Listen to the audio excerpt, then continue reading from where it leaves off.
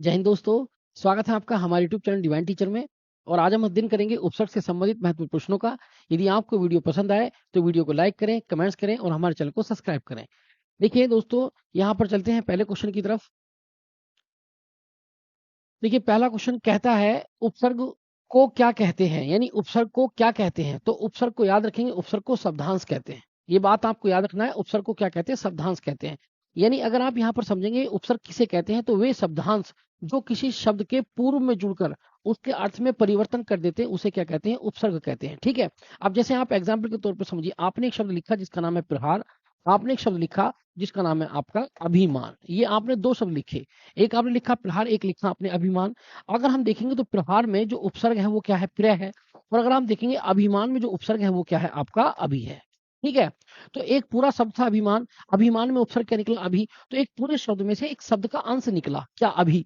इसी प्रकार से प्रहार एक पूरा शब्द है, उसमें एक छोटा सा अंश निकला प्र। तो ये जो आप प्र और अभि देख रहे हैं, ये इन शब्दों का एक छोटा सा अंश है, इसीलिए इनको कहा जाता है शब्दांश, अर्थात शब्द का अंश। इसलिए आप याद रखेंगे कि उपसर्ग किन्हें कहते हैं, तो शब्दांश को उपसर्ग कहा जाता है। अब उपसर्ग के बारे में याद रखेंगे कि उपसर्ग की क्या खास बात है। उपसर्ग की देखिए खास बात नंबर एक ये है, आपको ध्यान में रखना है कि उपसर्ग जो होते हैं वो शब्द से पूर्व लगते हैं, पूर्व जुड़ते हैं, पूर्व जुड़ते हैं। ये आप याद रखेंगे, पूर्व का मतलब होता है प्रारंभ में, पहले जुड़ते हैं।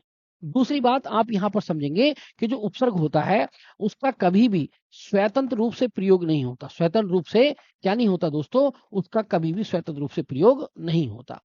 उपसर्ग के बारे में आपको दो बातें जरूर याद रखनी है कि उपसर्ग सदैव शब्द के शुरू से जुड़ते हैं, अर्थात शब्द के प्रारंभ से जुड़ते हैं, और उपसर्ग का प्रयोग कभी भी स्वतंत्र रूप से नहीं होता।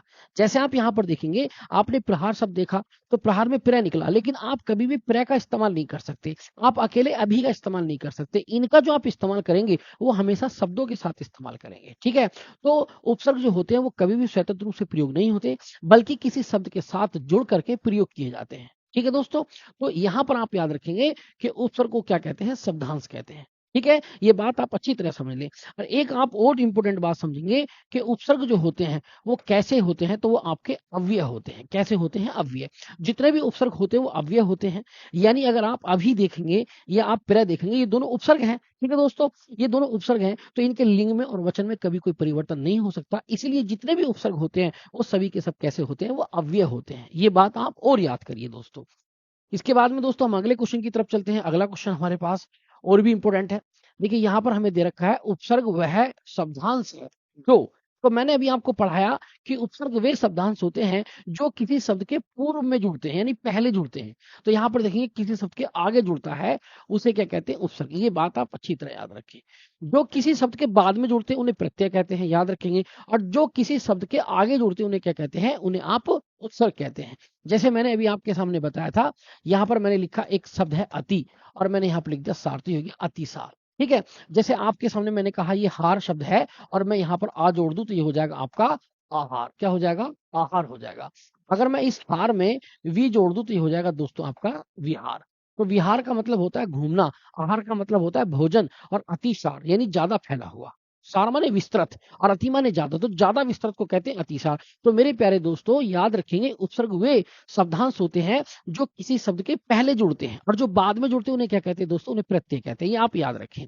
चलिए दोस्तों, इसके बाद में हम अगले क्वेश्चन की तरफ बढ़ते हैं। अगला क्वेश्चन हमेशा इंपॉर्टेंट है, बहुत बहुत इंपॉर्टेंट है। यहाँ पर हमें दे रखा है कि बोले संगम है, संवाद है, संतोष है, संस्कार है, संयुक्त है, आदि शब्दों में उपसर्ग क्या है। इन शब्दों में उपसर्ग क्या है, तो मैं आपको उपसर्ग की जो मैंने आपको क्लास पढ़ी उसमें मैंने आपको सारी शॉर्ट ट्रिक बता रखी है। फिर भी हम एक बार इसकी प्रैक्टिस करें तो सारी बातें बताएंगे। अगर आप उस वीडियो को देखना चाहते हैं तो डिस्क्रिप्शन में उसका लिंक दिया गया है, आप वहां जाकर उसको देख सकते हैं। तो दोस्तों जैसे यहाँ संगम है, संवाद है, तो जितने भी आपके जैसे कि शब्द लिखा संगम, या आपके सामने लिखा श्रीमान आपका संवाद, तो जितने भी अंकी बिंदी वाले शब्द होते हैं इनका उपसर्ग कैसे निकालते हैं, तो आप याद रखेंगे इनका जो उपसर्ग निकालते हैं वो मैं से निकालते हैं, यानी अंकी बिंदी को मैं में बदल देते हैं। तो देखेंगे स और अंकी बिंदी को कर देंगे सम, यहाँ भी स है और यहाँ अंकी बिंदी को बदल देंगे सम में, तो ये मैं में तब्दील कर देते हैं, वो भी आधे मैं में। तो ये याद रखेंगे कि अंकी बिंदी जिसको अनुस्वार कहते हैं, अगर अनुस्वार किसी शब्द के ऊपर आया है और आपसे पूछा जाए कि इसका उपसर्ग क्या होगा, तो आप अंकी बिंदी को आप क्या करेंगे, आप उसे मैं में तब्दील कर देंगे, तो हो जाएगा आपका सम। ठीक है। जैसे मान लीजिए मैंने आपके सामने कहा ये अलंकार शब्द कह दिया, और मैं आपसे बोलने लगूं कि भी अलंकार में अलंकार का उपसर्ग क्या होगा, तो यहाँ ऊपर बिंदी है ना, तो सर इसको बिंदी को आप क्या कर देंगे, इसको मैं में तब्दील कर लेंगे तो अलम हो जाएगा। तो अलंकार में उपसर्ग निकलेगा अलम, याद रखेंगे। और ये जितने भी अंकी बिंदी वाले सम में जो है मैं के साथ आप इसको निकालेंगे, तो इस तरीके से हमारा उत्तर हो जाएगा आपका सम। ये बात आप अच्छी तरह से याद रखेंगे दोस्तों, ठीक है। इसके बाद में हम अगले क्वेश्चन की तरफ चलते हैं। देखिए अगला क्वेश्चन क्या कह रहा है, अगला क्वेश्चन हमारे पास में और भी बहुत इंपॉर्टेंट है। यहाँ कह रहा है उत से निर्मित शब्द बताइए, यानी ऐसा कौन सा उपसर्ग है इसमें, या ऐसा कौन सा शब्द है जिसमें उत जो है उपसर्ग है। अब देखिए उत उपसर्ग किस किस में हो सकता है, तो मैं आपको बताता हूँ। यहाँ आप देखना है, जैसे आप यहाँ देखेंगे य से पहले क्या है सर, आधा अक्षर है।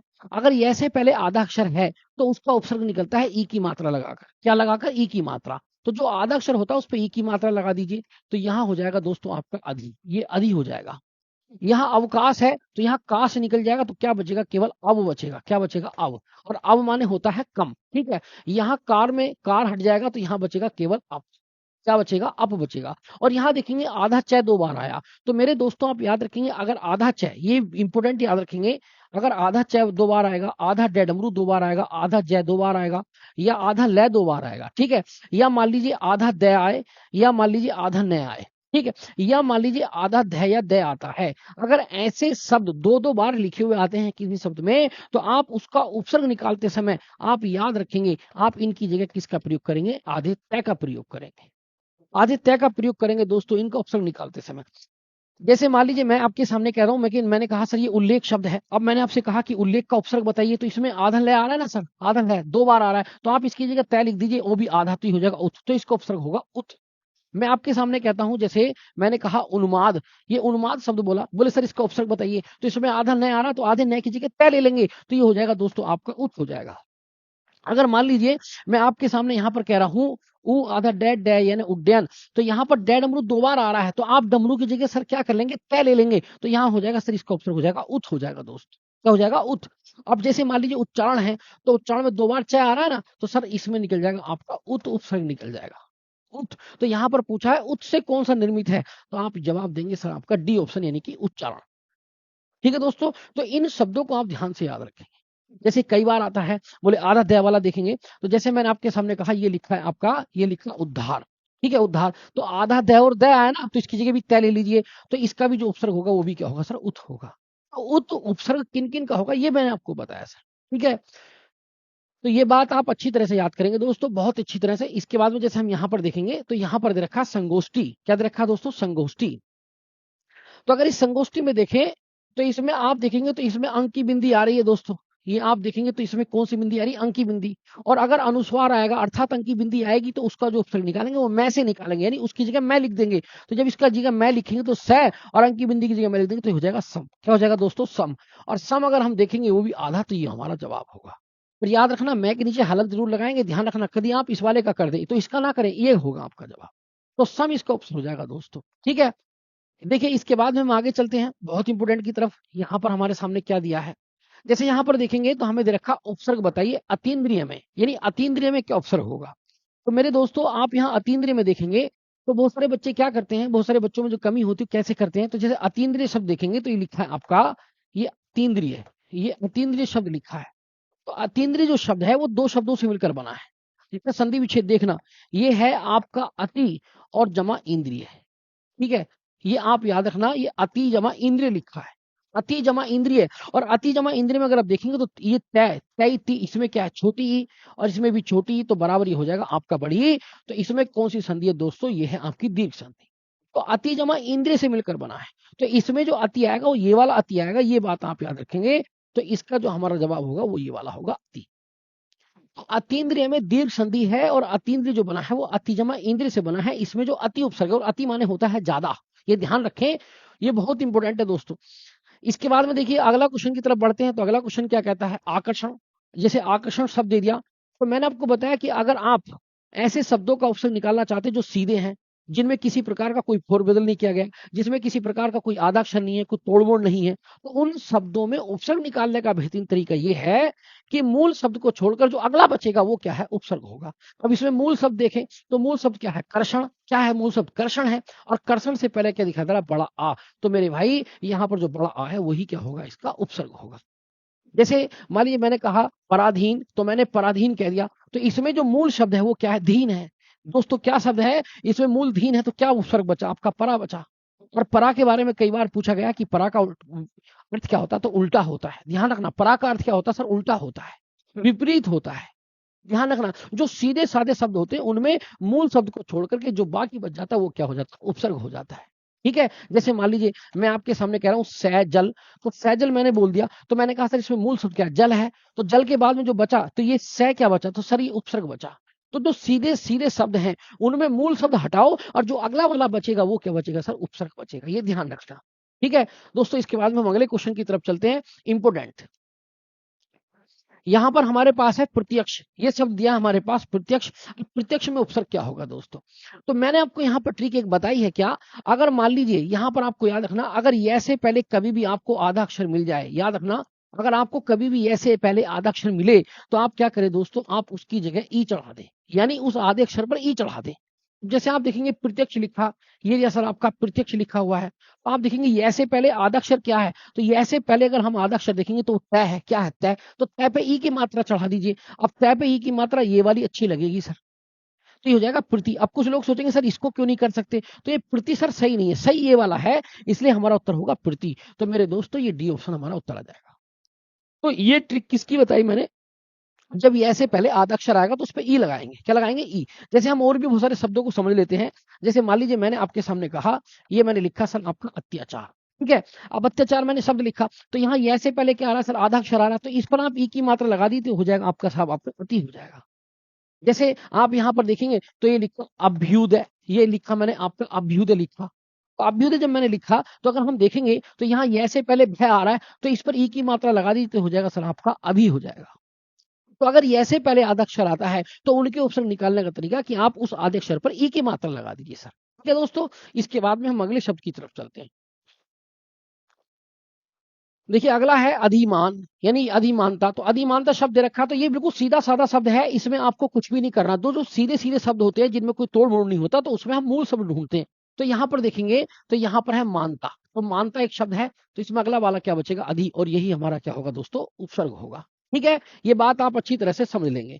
इसके बाद में हम अगले शब्द की तरफ चलते हैं दोस्तों। देखिए अगला शब्द क्या कहता है, अगला शब्द कहता है परा। यहाँ पर अभी मैंने पूछा, अभी मैंने आपको बताया था परा का क्या अर्थ है, परा का अर्थ बताइए। तो दोस्तों आप याद रखेंगे जो परा उपसर्ग है, ये ध्यान रखना, ये जो परा उपसर्ग है इसका जो अर्थ होता है वो होता है आपका उल्टा। क्या होता है, उल्टा। इसका अर्थ होता है दोस्तों आपका पीछे, क्या होता है आपका पीछे, या फिर आप इसका अर्थ कह सकते हैं विपरीत। तो विपरीत, उल्टा और पीछे। और ये ध्यान रखना कि उपसर्ग के एक से ज्यादा अर्थ हो सकते हैं, उपसर्ग के एक से ज्यादा अर्थ हो सकते हैं, और उपसर्ग का कभी भी स्वतंत्र रूप से प्रयोग नहीं होता, और उपसर्ग जो होते हैं वो अव्यय होते हैं। क्या होते हैं, अव्यय। ठीक है, पराकर जो अर्थ होगा दोस्तों वो उल्टा होगा। इस तरीके से हमारा जवाब होगा ये ध्यान रखना आप। ठीक है, ये बहुत बहुत इंपॉर्टेंट है।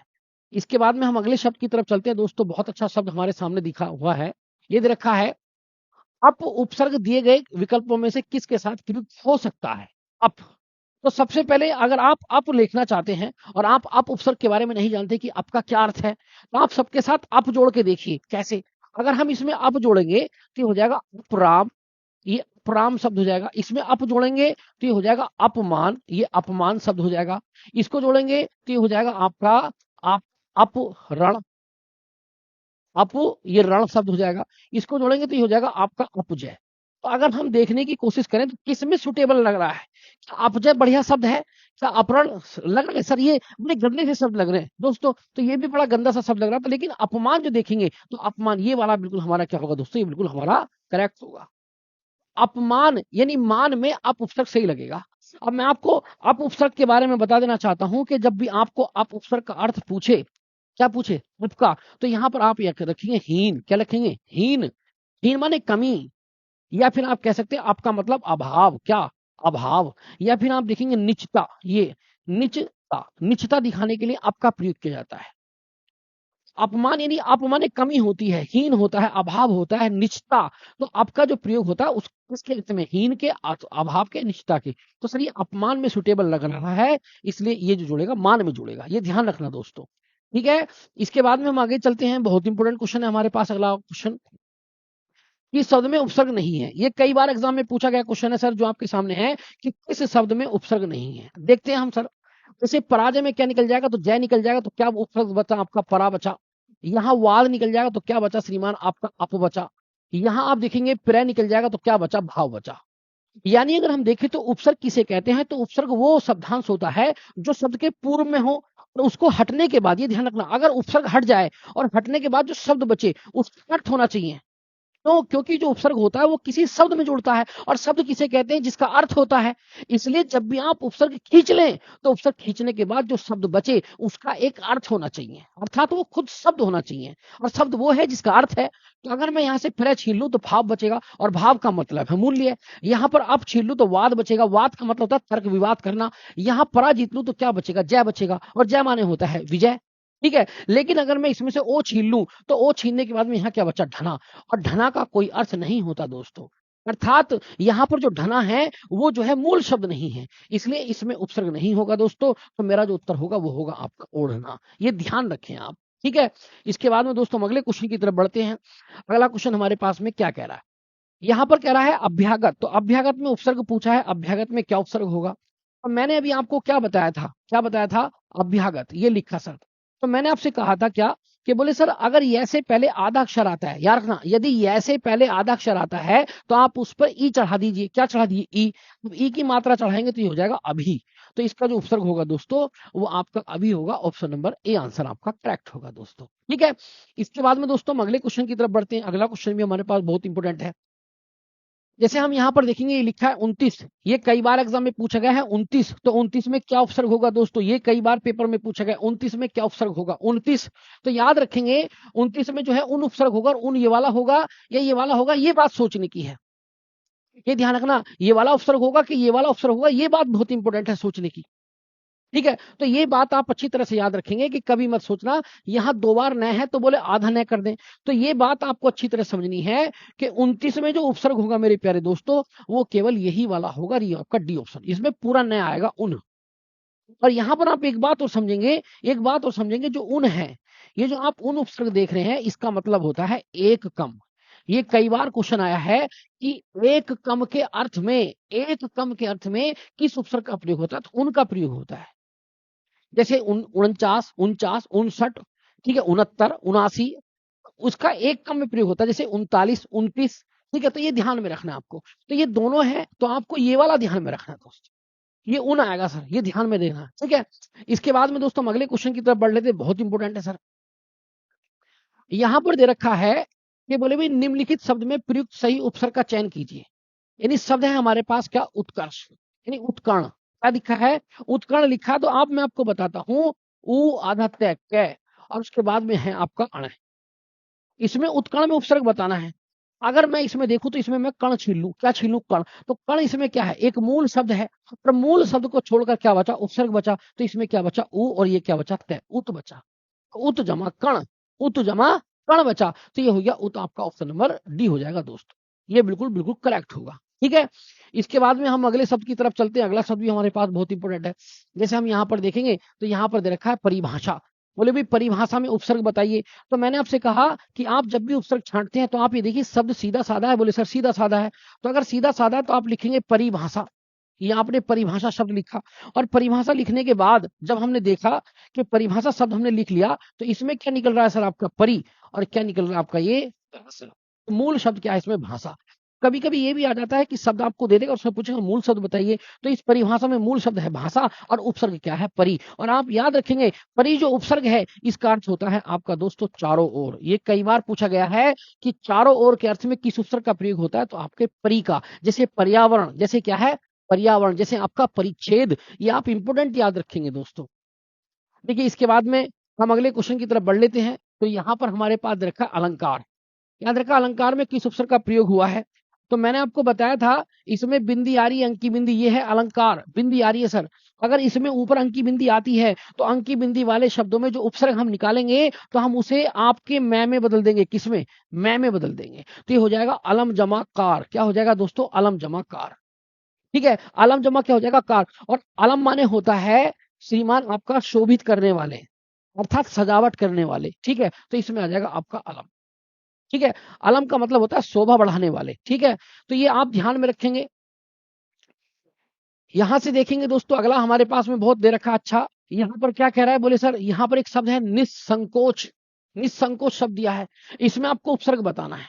तो मैं आपको एक बात बताता हूं, यहां पर लिखा है निस्संकोच। आप सोचेंगे कि बोले सर इसमें आपका अंकी बिंदी आ रहा, तो अंकी बिंदी बाद में, हमें शुरू में ढूंढना होता है उपसर्ग। हमें कहाँ ढूंढना होता है दोस्तों? शुरू में। तो शुरू में निस लिखा हुआ, क्या लिखा हुआ? नई से निस, ये निस लिखा हुआ है सर। तो इसमें जो हमारा उपसर्ग होगा सर वो आपका निस, यानी ऑप्शन नंबर हमारा बी बिल्कुल करेक्ट होगा। अब मैं आपको यहाँ पर कुछ बातें और बताऊंगा जो आपको ध्यान में रखनी है। पहली बात ये समझनी है कि कभी भी आपको षटकोण वाला स आए, कोई भी स आ जाए, जैसे आप यहाँ पर देखेंगे आपने लिखा निश्चय, निश्चय में उपसर्ग बताइए सर। आपने कहा, आपने मुझसे कहा कि बोले भाई आप निश्चल में उपसर्ग बताइए, निश्चल में क्या उपसर्ग होगा, इस तरीके से। या फिर आपने मुझसे कहा कि बोले भाई आपका यहाँ पर दुष्कर्म में उपसर्ग बताइए, दुष्कर्म, ये वाला दुष्कर्म में उपसर्ग बताइए।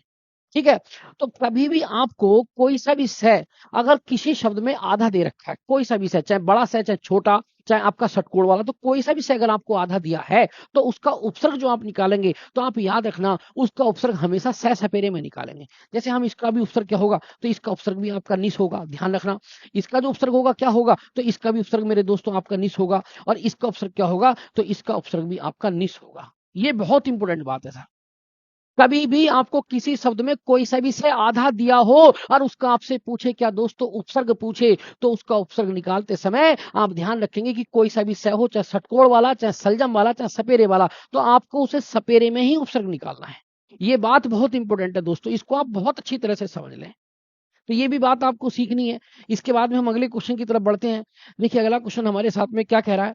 तो यहाँ कह रहा है परिक्रमा में उपसर्ग बताइए। परिक्रमा, तो मेरे भाई परिक्रमा में उपसर्ग देखेंगे, परिक्रमा अगर आप लिखेंगे परिक्रमा, तो इसमें जो मूल शब्द है, इसमें जो मूल शब्द है वो किरमा है। तो बाकी उपसर्ग क्या बचा दोस्तों? ये बचा परि। और मैंने आपको बताया कि परि का अर्थ होता है चारों ओर। कि क्या होता है? चारों ओर। ये ध्यान में रखना, परि का अर्थ होता है दोस्तों चारों ओर। तो इसमें परि उपसर्ग आएगा, ऑप्शन नंबर हमारा ए बिल्कुल करेक्ट होगा सर। ठीक है, इसके बाद में दोस्तों हम अगले क्वेश्चन की तरफ बढ़ लेते हैं। अगला क्वेश्चन क्या कहता है सर, देखेंगे। यहां पर कह रहा है सर दुरात्मा। क्या कह रहा है सर? दुरात्मा। देखिए दुरात्मा शब्द आया, मैंने आपके सामने कहा, मैंने यहाँ पर लिखा निरोग कह दिया, निरोग कह दिया। या मान लीजिए मैं आपके सामने यहाँ पर कहता हूं, ये लिखा मैंने आपका दुरात्मा, ये दुरात्मा कह दिया। या मैं आपके सामने कहता हूं ये लिखा आपका दुराशा। क्या लिखा? ये दुराशा शब्द लिखा। ठीक है, तो अगर आपको कोई भी शब्द में रह आ रहा है, पूरा रह, क्या आ रहा है? पूरा रह, और उसका आपसे क्या पूछ रहा है? उपसर्ग पूछ रहा है, तो दोस्तों आप ऐसे शब्दों का जो उपसर्ग निकालेंगे वो केवल रह से निकालेंगे, आधे रह से। नहीं नी और रह आधा, ध्यान रखना। यहाँ पर दूर में दूर है, तो इसमें आप लिखेंगे द उ और ये रह आधा। यहाँ पर दूर है, तो यहाँ भी लिखेंगे द उ और ये रह आधा। अगर किसी शब्द में पूरा रह दिया है, किसी शब्द में शुरुआत में पूरा रह दिया है, तो उसका ऑप्शन निकालेंगे आधे रह से। किससे? आधे रह से। ये जरूर याद रख लें दोस्तों। मैं आपको फिर एक बार बताना चाहता हूं, जैसे मान लीजिए मैंने आपके सामने कहा ये दुरात्मा शब्द लिखा है, दुरात्मा, तो दुरात्मा में रह पूरा है, तो इसका जो उपसर्ग निकलेगा वो दैउ और रह आधे से निकलेगा। आप यहाँ कहते हैं कि बोले सब ये मैंने लिखा नीरस, ये नीरस शब्द लिखा, और मैं आपसे कहूँ कि नीरस शब्द में उपसर्ग क्या होगा? तो नहीं नी और रह की जगह इसकी जगह कर देंगे आधा रह, तो ये निर हो जाएगा। अगर आप यहाँ पर देखते हैं, आप कहते हैं सर निरोग, तो निरोग शब्द आपने दे दिया, तो यहाँ रह क्या है? पूरा, तो इसका उपसर्ग जो निकलेगा वो आधे रह से निकलेगा। अगर पूरा रह दिया है तो उसका जो उपसर्ग होगा वो आधे रह से होगा। ये बात आप अच्छी तरह समझ लें दोस्तों। यदि आपको वीडियो पसंद आ रही हो तो वीडियो को लाइक करें, कमेंट्स करें और हमारे चैनल को सब्सक्राइब करें। अब यहाँ से आगे देखते हैं सर, यहाँ से आगे भी समझेंगे बहुत सारे इंपोर्टेंट बात में। जैसे यहाँ पर देखेंगे प्रतिध्वनि, ये दोनों के दोनों बहुत अच्छे शब्द हैं, इन दोनों शब्दों को समझने की कोशिश करें। ये लिखा है सर प्रतिध्वनि, तो प्रतिध्वनि में उपसर्ग बताएं, तो यहाँ ध्वनि निकल जाएगा सर, मूल शब्द ध्वनि, तो क्या बचेगा सर? प्रति बचेगा, और प्रति हमारे पास में ये आपका ऑप्शन नंबर डी दे रखा है सर। इसके बाद में देखेंगे अधिकार, तो इसमें कार निकल जाएगा, कार मूल शब्द है दोस्तों, तो क्या बचेगा दोस्तों? अधि बचेगा, और अधि हमारा क्या हो जाएगा सर? आपका उपसर्ग हो जाएगा। तो जो सीधे सीधे शब्द हैं जिनमें कोई आधा अधूरा शब्द नहीं आया है, वो तो डायरेक्ट ऐसे ही निकल जाते हैं। ठीक है, इसके बाद में हम देखेंगे अगले क्वेश्चन की तरफ। अगला क्वेश्चन हमारे पास में बहुत इंपॉर्टेंट है। यहां पर कह रहा है कि सर किस में निरुपसर्ग नहीं है, निरुपसर्ग नहीं है। तो मैंने आपको बताया, जैसे मैंने भी आपको बताया था, ये लिखा था दुरात्मा, तो दुरात्मा में रै पूरा है ना, रै क्या है दोस्तों, पूरा। तो इसमें भी दुरुपसर्ग होगा, देउर दुरुपसर्ग होगा, ये ध्यान रखना दोस्तों। उसके बाद में अगर मैं आपके सामने कह रहा हूं निर्बल, निर्बल कह रहा हूं निर्बल, तो इसमें तो निर पहले से ही आ रहा है, तो इसमें जो उपसर्ग हो गया सर वो क्या हो गया, आपका निर हो गया दोस्तों। क्या हो गया, निर, इसमें निर पहले ही आ रहा। यहाँ पर आप कहेंगे, यहाँ पर आप कहेंगे निर्गुण, आपने यहाँ पर बोला कि सर मैंने लिखा निर्गुण, ये निर्गुण लिखा सर, तो यहाँ आधा है पहले से आ रहा है, तो सर ये आपका निर हो गया सर, निर, ये निर हो गया। ये ध्यान में रखना दोस्तों। तो आधा रे उपसर्ग कब बनेगा, जब ये सिचुएशन होगी, या तो तैरता हुआ रह हो या फिर पूरा रह हो, ध्यान रखना, ये ध्यान में रखना है दोस्तों। अब जैसे हमें देखना है कि किसमें निर उपसर्ग नहीं है, निर, तो यहाँ रह आधा है सर, ध्यान रखना। यहाँ निर्बल में आएगा सर, इसमें भी आपका निर निकल जाएगा सर, ये रे निर। यहाँ आप देखेंगे तो निर्वहा में भी निर निकल जाएगा, निर्वहा लीजिए। निर्देश में भी क्या निकल जाएगा सर, आपका निर निकल जाएगा। लेकिन अगर हम देखेंगे तो हमारे इस वाले उपसर्ग में कभी निर नहीं निकलेगा, इस वाले उपसर्ग में कभी भी निर नहीं निकलेगा, ये उपसर्ग संधि का नियम है। तो आप ये ध्यान में रखें दोस्तों, बहुत इंपॉर्टेंट है। इसके बाद में हम अगले क्वेश्चन की तरफ बढ़ते हैं। देखिए क्वेश्चन कह रहा है दुकाल में कैसा उपसर्ग है, यहां पर पूछा गया दुकाल में कैसा उपसर्ग है, तो आप याद रखेंगे कि दुकाल जो है इसमें हिंदी उपसर्ग है। कैसा उपसर्ग है दोस्तों, हिंदी उपसर्ग का प्रयोग किया गया है। अब आप सोचेंगे दुकाल में उपसर्ग क्या है, तो मेरे भाई दुकाल में जो उपसर्ग आप देख रहे हैं, तो दुकाल, अगर आप दुकाल पढ़ेंगे तो दुकाल में जो उपसर्ग है वो श्रीमान आपका क्या है, दु है। अगर आप पढ़ेंगे ये वाला शब्द कि दुकान, ये दुकान पढ़ेंगे तो दुकान में भी आपका दु उपसर्ग है। अगर आप पढ़ेंगे ये लिखा आपका दुलारा, तो दुलारा में भी दोस्तों आपका दु उपसर्ग है। कैसा उपसर्ग है दोस्तों, दु उपसर्ग है। तो अगर हम दो उपसर्ग की बात करें तो दो जो उपसर्ग आप देखेंगे, तो दो जो उपसर्ग देख रहे हैं ये हिंदी का उपसर्ग है। किसका, ये आपके हिंदी का उपसर्ग है। किसका दोस्तों, हिंदी का उपसर्ग है। अब आप सोचेंगे सर हम ये बात कैसे याद करेंगे, तो भाई आपको याद करने पड़ेंगे। हिंदी में मात्र 10 उपसर्ग हैं। कितने, 10 उपसर्ग हैं, 10। इसमें पहला है ए अन, दूसरा है दू, फिर तीसरा है सैसु, फिर उसके बाद में कैकू, फिर अद, फिर नी, फिर भर, फिर औ, फिर अब, फिर उन और आपका बिन। अगर हम देखेंगे तो क्वेश्चन आता है ए और अन का क्या मतलब है, तो इसका मतलब होता है बिना, जैसे अनपढ़ या अपढ़।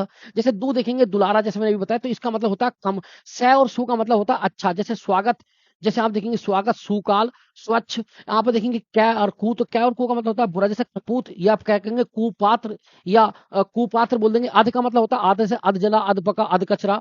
नी का मतलब होता है सर आपका निषेध, मना करना, जैसे निडर, निकम्मा। यहाँ पर भर का मतलब होता है तक, जैसे भरपेट। यहाँ पर देखेंगे औ, औ का मतलब होता है कम या अभाव, जैसे अवगुण। यहाँ पर उनका मतलब देखेंगे तो उनका मतलब होता है एक कम, उनका मतलब होता है एक कम, जैसे कि 59, 39, 29। और आप देखेंगे बिन, बिन का क्या मतलब होता है, बिन का भी मतलब होता है श्रीमान आपका निषेध। तो यहाँ पर हमने आपको बताया कि हिंदी में कुल मिलाकर के 10 उपसर्ग हैं, और 10 उपसर्ग में से एक उपसर्ग आता है दू। तो दू किसका उपसर्ग है सर, ये याद रखेंगे हिंदी का। तो हिंदी में मात्र 10 उपसर्ग हैं जिनको आप आराम से याद कर सकते हैं। जैसे आपने देखा आपका ए अन, कैकू, सैसु, फिर उसके बाद में दू है, उसके बाद में देखेंगे अध है, उसके बाद में अगर हम देखेंगे नी है, उसके बाद में औ और अब है, उसके बाद में आपका बिन है। क्या है दोस्तों, आपका बिन है। उसके बाद में आपका उन आता है, उसके बाद में आपका हर आता है। तो ये कुल मिलाकर के 10 उपसर्ग हैं, इनको आप अच्छी तरह से याद कर लीजिए। और ये हिंदी में मात्र 10 ही उपसर्ग होते हैं। चलिए दोस्तों, इसके बाद में हम आगे देखते हैं, बहुत इंपॉर्टेंट। जैसे यहाँ पर देखेंगे बै उपसर्ग किसमें है, ये कई बार आया है, बै उपसर्ग किसमें है। तो बै का अगर जिक्र करेंगे ना, बै उपसर्ग, कभी भी बै उपसर्ग देखेंगे बै किसमें है, तो अगर हम देखेंगे तो इसमें आ रहा है बदबू, तो इसमें आपका आ रहा है बद उपसर्ग, इसमें है बद। यहाँ पर हम देखेंगे बदनाम, तो इसमें भी बद उपसर्ग है दोस्तों। इसमें भी बद हजमी, इसमें भी बद उपसर्ग है। उपसर्ग वो होता है दोस्तों, याद रखना, जो मूल शब्द को छोड़ करके आगे बढ़ जाता है। तो जैसे यहाँ पर बद निकाल देंगे, हजमी बचा। यहाँ पर बद निकाल देंगे, नाम बचा। यहाँ पर बद निकाल देंगे तो बू बचा, बू माने गंदगी। और अगर हम इसमें से निकालेंगे बद, तो ओलत बनेगा, ओलत कुछ नहीं होता। तो यहाँ पर केवल बै निकलेगा। क्या निकलेगा दोस्तों, बै।